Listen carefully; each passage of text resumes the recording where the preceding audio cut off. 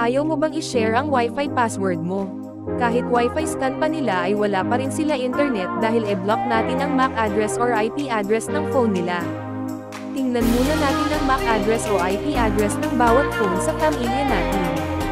Ito ang guide para makita natin ang mga MAC address o IP address. Android phone. Pumunta sa setting ng phone. Scroll down at about device. I-tap ang status, at makikita mo MAC address ng phone mo. Apple, iPhone. Pumunta sa setting ng phone. I-tap ang general. I-tap ang about. Makikita ang Wi-Fi address. Pumunta sa Wi-Fi options. I-tap ang I at makikita ang Wi-Fi address. Mag-open ng browser sa phone or laptop, PC. I-type sa browser 192.168.1.1 then press enter. Pag ito ang lumabas, i-click lang advance at i-click ang proceed. At mag-open din ng sticky note sa phone or notepad para sa laptop, PC. I-type sa username ng admin, at password at 1234 then press enter.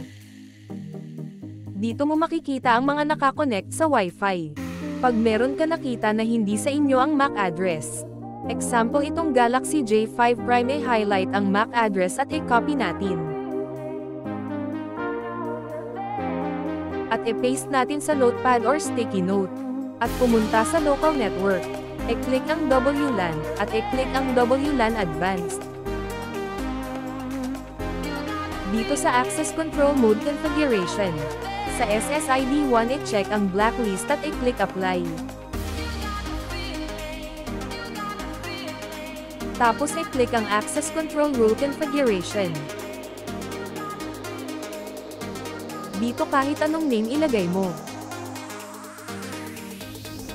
Dito naman sa SSID dapat ang nakaselect dito ay yung naka-blacklist tulad ng SSID 1. Ngayon i-type natin ang MAC address na gusto natin i-blacklist. Pagkatapos ay i-click ang apply.